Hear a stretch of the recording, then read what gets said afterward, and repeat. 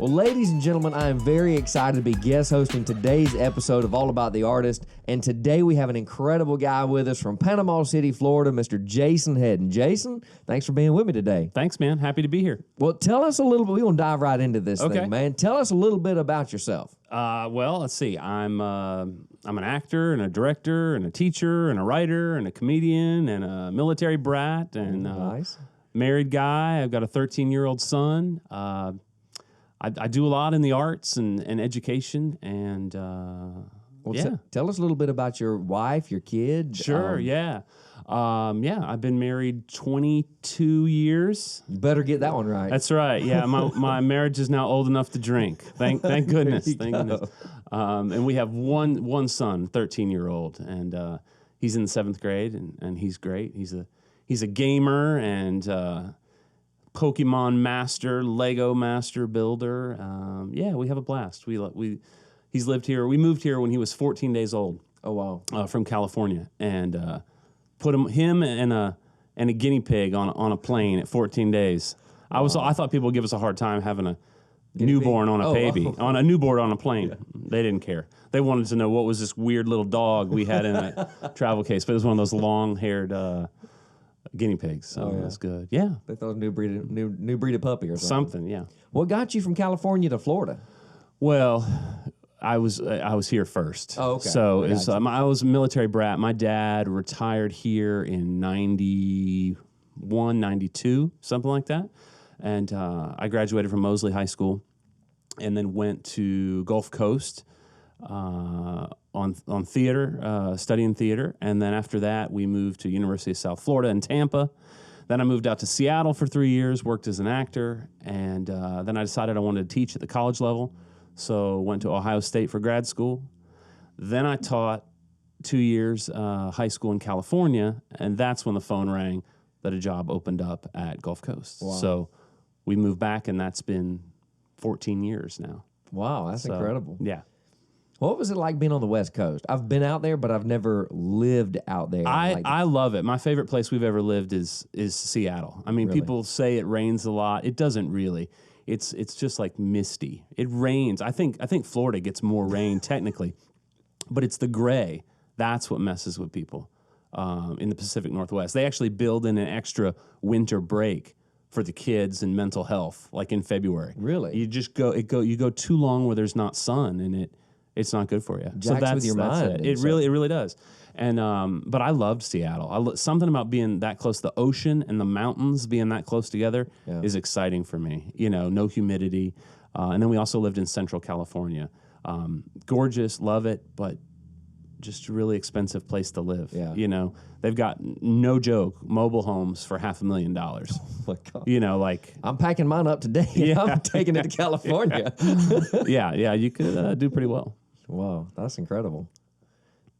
What about Ohio when you lived up there? How long were you up there? I was there for 3 years for grad school. Yeah, when I applied for schools, I only applied to grad programs that offered a full ride because I already had some loans from undergrad. It didn't make sense for me to go into a whole lot of debt. Sure. So I just applied to schools that if you got in, you got a full ride. So I taught for Ohio State, and they were on the quarter system. So I had like 9 semesters of college level teaching experience by the time I left, which was great. We loved it. I mean, it was the poorest we've ever been, but probably some of the happiest times we've ever had. You know, we never even put pictures on the wall. We bought all our furniture from the, little old man down the hall. You know, we had a 9-foot couch from the 1960s, we had the original like mustard yellow Strata Lounger recliner, and just gave it away to the next poor college kid when we left. So yeah, it was great. Well. It's a great place. There's a lot going on. We're big soccer fans. Columbus Crew Stadium was there. I feel like hockey, the Blue Jackets play, and just we now look back and go, wow, there was a lot of cool stuff there that we took advantage of as much as we could afford. I'll say that. But it was a good place. I have a lot of good friends and great memories there. Now, when you moved back here, what was it that brought you here? You got a job here. Yeah, honest to goodness, the only thing that would have brought us back to Bay County was to work at Gulf Coast State College. And I was a student in that program in the late 90s and two of the professors there were mentors of mine and remained as close as family for years and years and years. And a position opened up, and I applied, and I got it. And so we moved cross country. Wow. And so I was teaching in the program I was a student in 20 years earlier.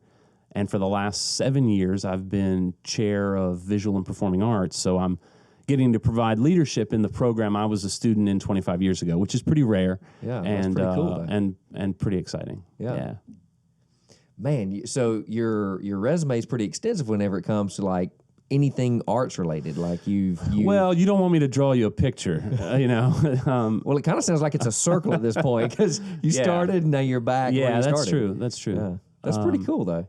Yeah, I mean, I've done a little bit of everything. Primarily, I'm an actor. You know, I got bitten by the bug, as they say, in 7th grade. I had a teacher who took all the wannabe class clowns and put them in this class called drama, and we spent a year reenacting the old Saturday Night Live sketches. You know, the original stuff from the 70s and the good stuff. The good stuff, yeah. And then in 8th grade, we did our first play, and I was hooked. And I've just been sort of riding that train ever since, and it's the theater's been good to me. I met my wife in the theater. I've got friends literally all over the world, and you know, my job and my livelihood are tied into the theater. Co-founded a theater company, Emerald Coast Theater Company, and wow. yeah, Where's that at now? That's over they're Destin? Yeah, Miramar okay. Beach, Wow. technically, but we got to be sure we separate. Yeah, right. It's but for most of us, it's Destin. It's in Grand Boulevard, so which is that first sort of shopping complex you come to before the outlet malls. Now, what all do you guys do there? It's a professional theater company, and so we do professional theater productions. We also have a huge education program, and we do theater for young audiences, which is professional actors performing for kids. We also have theater for the very young, which is like toddlers, preschool age. Wow. Yeah, we're about to celebrate our 10-year anniversary, and That's incredible. I'm one of the co-founders and board member. Wow. So how did COVID affect you guys doing, live theater? That's a great question. We were extremely fortunate. Unlike most theater companies in the country, we managed to continue to produce. Wow. We had to scale way back. Sure. And but we were really fortunate. I mean, obviously, for right or wrong, Florida was more open than a lot of places, so we had the ability to. Right.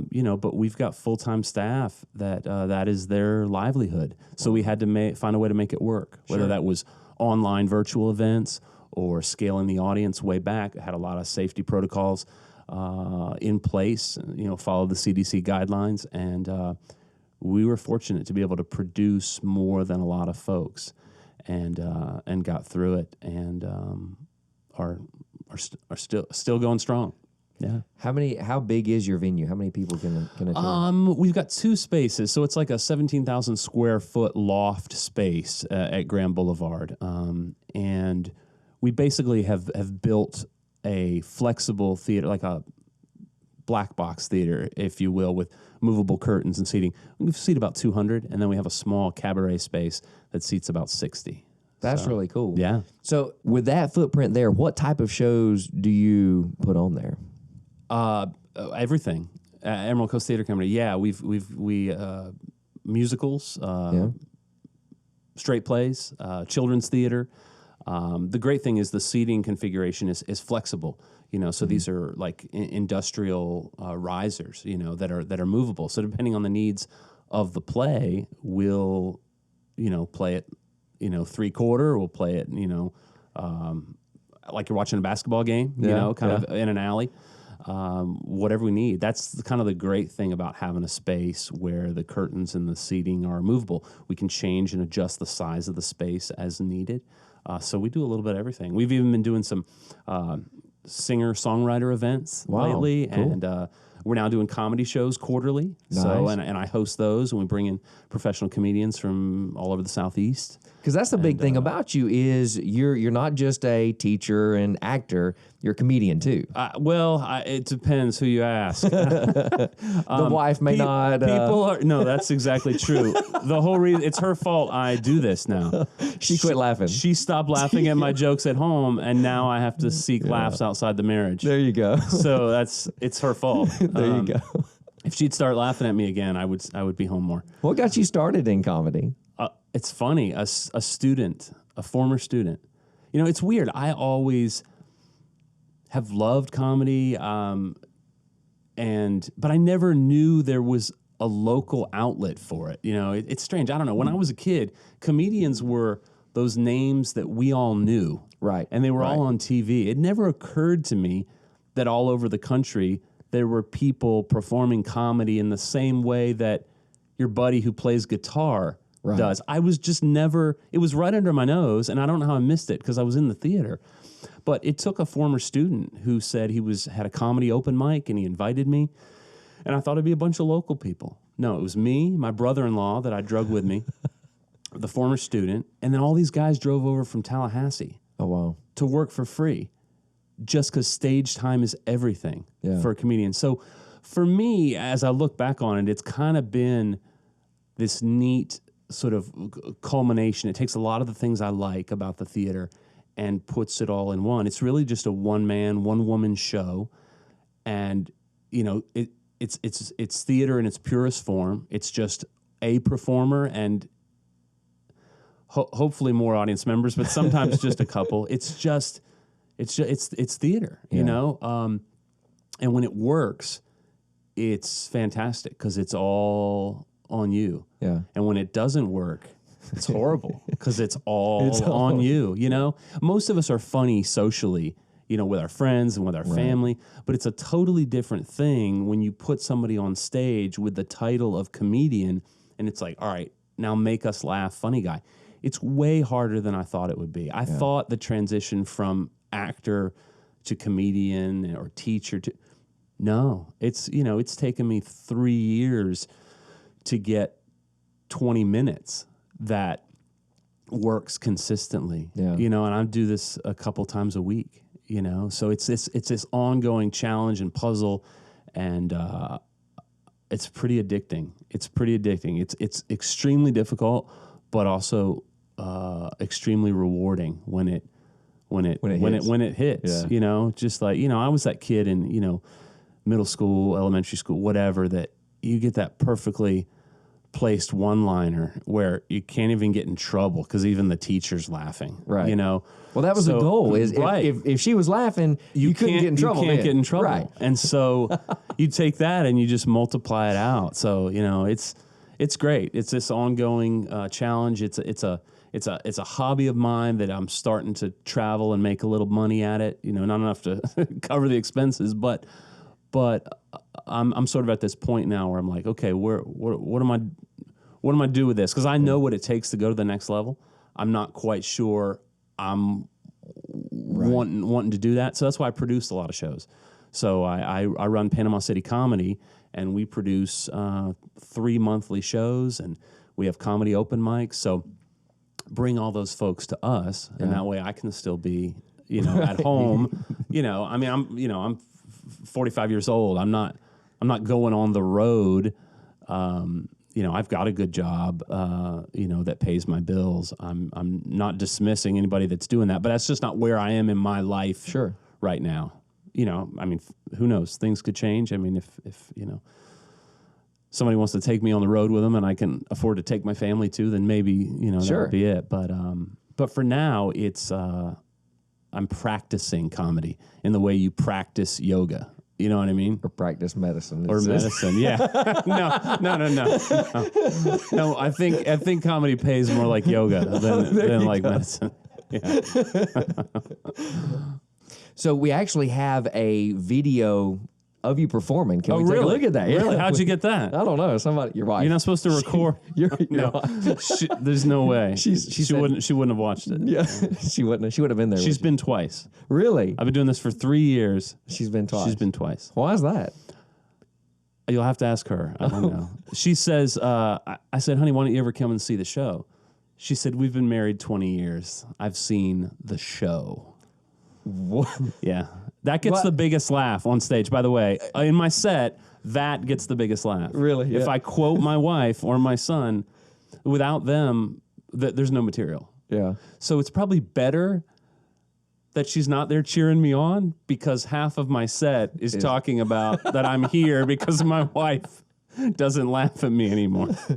So your wife and your son, they're big. They're way funnier. That leads your comedy. They're way funnier than I am. Okay. Way funnier. I'm the third funniest person in my family of 3. You just get the stage time. I get the stage time. Yeah. But my son now wants royalties. Oh, really? I made those, if I get some singles or something as tips, if they don't, here's my little deal. I was feeding him into the ATM, and if it doesn't accept them, I'm like, all right, well, those are his. So now he's back there messing up dollars. He is. So he asks me now. He's like, yeah, I haven't got any tips in a while. What's going on? You still using my material? Yeah, it's true. So my best material comes from them, often in the form of direct quotes, and I think that's a little bit of what we're going to see. Good. Well, let's take a look at it here. Right.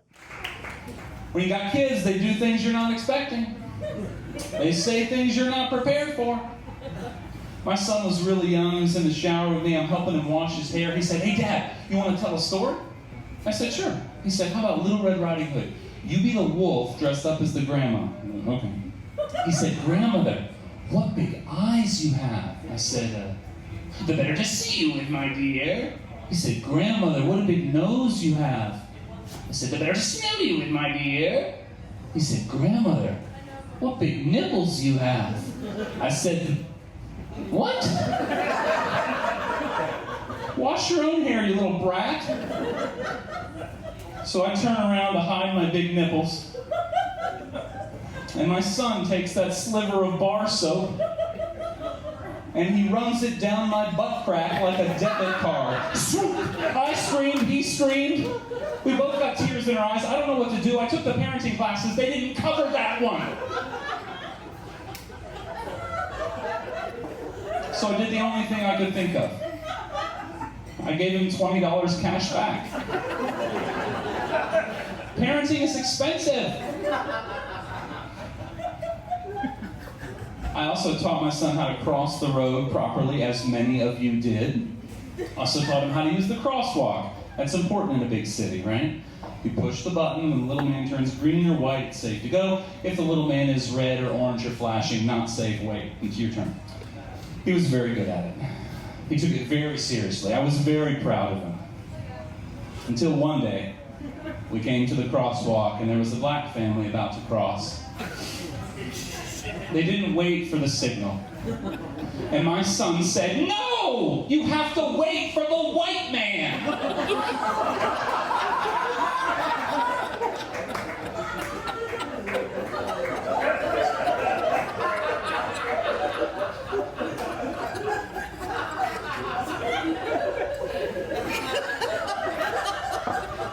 We put him up for adoption that day. He's doing great. He's living with a nice black family across the street. Man, that was hilarious. So did that really happen? Sort of. Yeah. He really said it, but nobody else was around. Oh my God, man. So the creative part was, I'm learning slowly that the best stuff, with writers, they say write what you know. Yeah. So it's true for comedians too. I mean, sort of finding that your voice is what works for you, and I tend to work clean, and it's not that I have a problem with, lewd jokes and stuff like that, but it's just a little off brand for me. Sure. And this way I can do comedy and my boss can come see my comedy. My grandma can come see my comedy. My wife can come, but she doesn't, but so that's part of part of it's a conscious choice, but the best stuff comes from the truth and comes from reality and then expanding it out. So I just imagined what that would have been like had he said it in a crowded space. Yeah. Where there was a black family maybe that heard it. So, Sure. So there's half truth and half imagination. Sure. Yeah. Well, some of the funniest things in the world that I see every day is stuff that you see and you're like, that would have been funny if that had finished on, you know, Right. or, you know, of course, that's good stuff. Right, right. What is probably the biggest fail of a joke that you've ever told, if I can ask?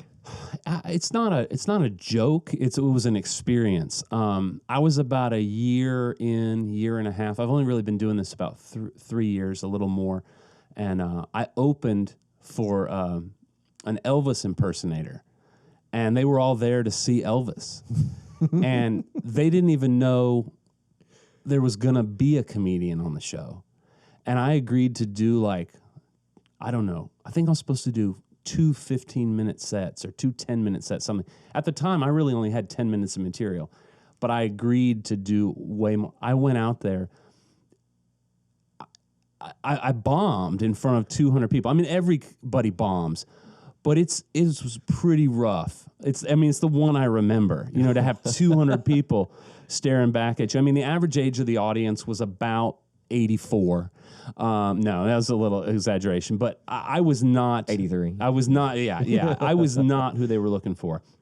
And I come out there with my dumb dad jokes and some juggling tricks, and they were not into it. So what was supposed to last 15 minutes, I looked down at my clock. We're like 7 minutes in. And you're done. I'm out of material, you know? And so I can name him. Todd Herendine is his show, and he's great, and he's got a theater in Panama City, and he was very good to me. He gave me an opportunity real early on before I was ready for it.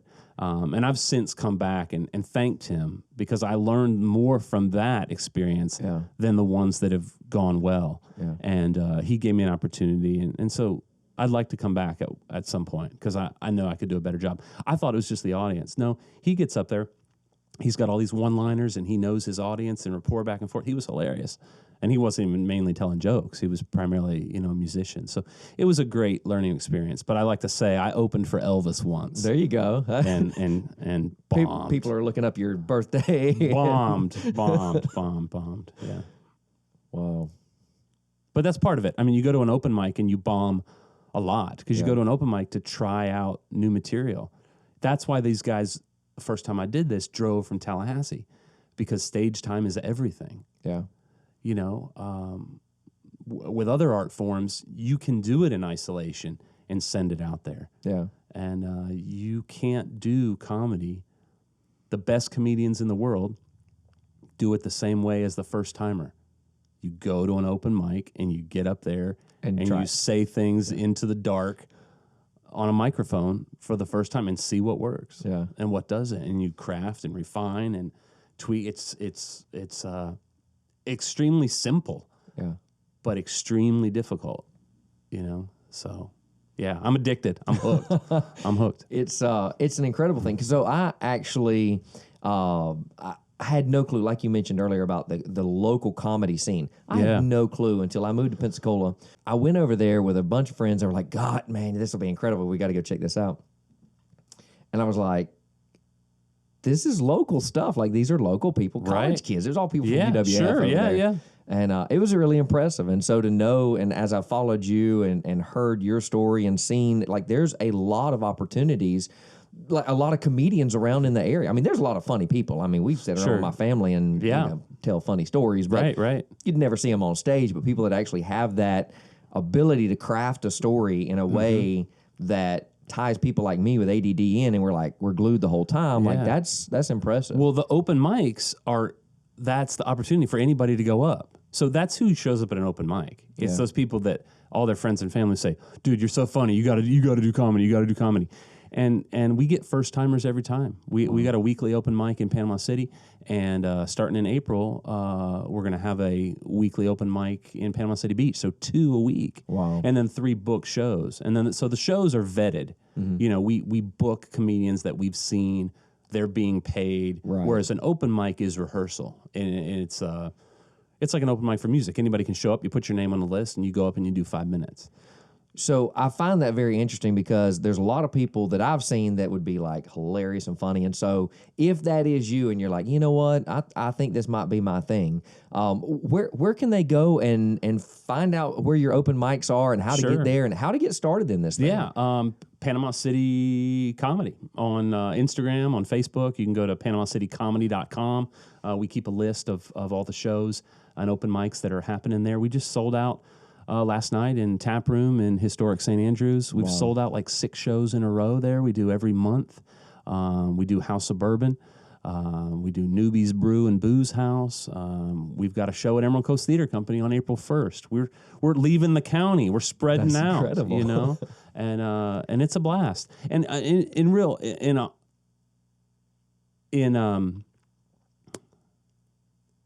one of the reasons I think comedy is doing so well in Panama City is that we don't have many large venues for things. Since the hurricane, we lost the Civic Center, we lost the historic Martin Theater, Kaleidoscope, the almost 50-year-old community theater, out of commission. There were only 3 venues in the entire county that seat more than 500 people. So as those are being rebuilt still, we can go into these bars and restaurants and provide some entertainment where there are not as many options the last few years. And I think that's part of the reason we're seeing sort of a resurgence of it. Or, you know, they say this is like the second golden age of comedy, by the way. You know, everyone has a Netflix special now. Like, it's huge. You know, it's the 80s. Yours is next, right? No, like, This is it, right? This is there you go. we'll get there. But you know, the 80s is when all the comedy clubs, you know, rose to prominence. But here in the last decade, you've really seen a big increase in the popularity of stand-up comedy. Yeah. You know, streaming services, and people are. This is what's weird to me too, is that people can be, you know, famous in a niche social media. You're like. You know, there'll be a comedian I've never heard of. I look them up, and they got 30 million followers online. And I'm like, how does this person have 30 million followers, and I've never heard their name? It goes back to my first experience. As a kid, famous comedians were people we all knew their names. Right. But now you can be TikTok famous or, you know, Instagram famous or whatever. And now a lot of the booking is being tied to your social media following. You know, that I've submitted to comedy festivals before, and they ask you to list your social media following. So there's a lot of old school comedians who are now sort of going back and being like, okay, I guess we need to have more of a social media presence. So it's, you know, which is, you know, it's time consuming, but I guess pretty vital. You know, I'm just old enough to be on that cusp of where, you know, like if you text me a PDF right now, I don't know how to get it to somewhere that I could then email it. In my brain, like email and texting is still separate. You know, my students make fun of me all the time. I'm like, can you email that to me? They're like, I just texted it to you. I'm like, it's not the same thing. They're like, it's the same thing. I'm like, not to me it isn't. You don't understand. Would you do this to your grandparents? I don't know. Yeah. I had a student have to teach me Instagram a couple of years ago. I'm like, I don't get it. What's happening here with the stories and the, you know. I'm still not great at it, but you know, put in a little time. It's like everybody needs some kid involved with their, you know, artwork to be able to help them get it on all these social things. Oh yeah, I know people, you know, 20 years my senior that are willing to hire my students just to like fix their social media and their technology, you know. And I'm horrible. I can barely turn on the television at my house. Don't you remember whenever our grandparents, hey, come fix this VCR? I'm that guy. I've literally said in my house more than once in the past 6 months, I'm a 45-year-old man. Why can't I turn on my own television? Part of it's because my wife controls the remote. But, you know, if she's sleeping and I go over and, like, take it from her, you know, like the giant in the cartoons, and you're trying to get the keys out from under, that's what it feels like. Yeah, I'm horrible. But I'm getting better. Well, you're involved in a whole bunch of different areas of things. Like there's, I mean, you've mentioned a few of them, but like what all are you involved in? Sure. Well, my primary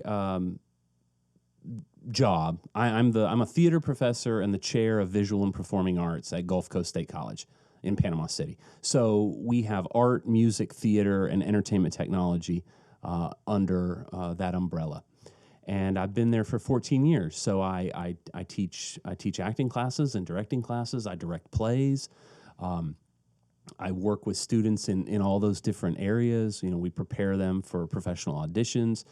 So I've been doing that for a long time. Wow. And that was a natural extension of me being a theater student, and then became a theater teacher and a theater professor, and then a chair, took on an administrative role. So that was sort of that's what pays my bills. That's my that's my livelihood. That's my greatest passion is working at the college. And then all these other things sort of came from that. Sure. So Emerald Coast Theater Company, I co-founded in 2012, I think. And so I'm on the board there, so I'm a volunteer there, but I'm occasionally hired as an actor or a teaching artist. So that's another outlet. Also helps me give professional opportunities to my students, to be at Gulf Coast and to have a professional theater within an hour. Yeah. So you can graduate as a sophomore before you go to university and have professional theater credits on your resume.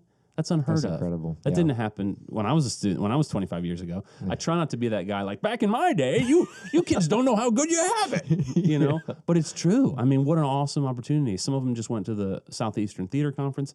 We're all offered jobs, the technical students. So that's another big part of my life.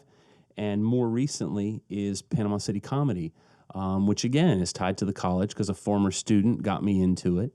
And he grew the scene, and then he moved away to Pensacola, and I took it over with another former student. We grew it, and now we co-produce these shows, and we're partnering with local businesses. And our goal is we bring them business on a slower night. Mm-hmm. So we'll do a 90-minute stand-up comedy show on a night when they're slow, and suddenly they've got all this business. Yeah. So it's getting tied into there. And so those are probably the big three: visual performing arts at Gulf Coast, Emerald Coast Theater Company, and Panama City Comedy. And then I tour as a comedian in the Southeast. I do a lot of hosting at clubs. I've been up to the Stardome in Birmingham and the Comedy Catch in Chattanooga.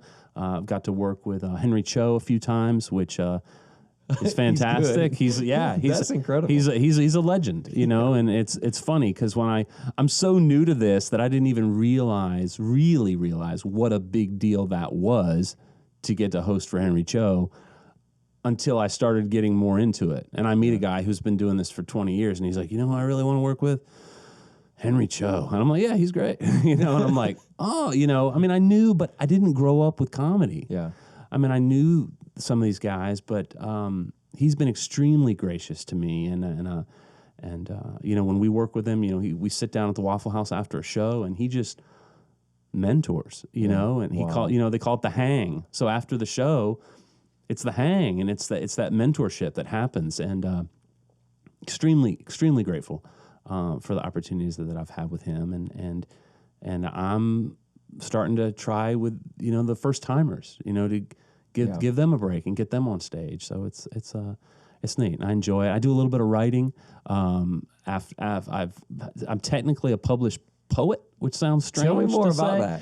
That. It even feels weird saying it. But it all happened from you say write what you know. Well, as most folks know, we had a Category 5 hurricane that hit Bay County in October 2018, and I'm a verbal guy, and those events as they occurred, I found myself at a loss for words, literally. And I also refuse to resort to the verbal cliches that we sometimes pull out because we feel like we have to say something, let me know if you need anything, or, I just couldn't do it. I couldn't do it. And I was trying to find a way to organize this chaos that we were all living at the time. And my sort of art therapy was these little poems that I was just cranking out. For me, I would just sit there with my phone 4:00 in the morning when I wake up, and I would just spill my guts into this phone. And I started posting them online, and it seemed that some of them were resonating with other people. And it became almost this like little like therapy kind of like for me for a good 40 days probably. Wow. And me and many other artists in the community brought some of the work together, and some folks published some anthologies that included some of this material in response to Hurricane Michael, and those were available for sale, and all the proceeds went to hurricane relief. Wow. And then, we've seen so much since then, the wildfires in the area that everyone's been dealing with, and obviously, international events with the Ukraine. It's been obvious to me that I saw a video of a violin player in a bunker in Ukraine. Somebody sent me a photo of a stand-up comedy show that was happening, in Ukraine. Wow.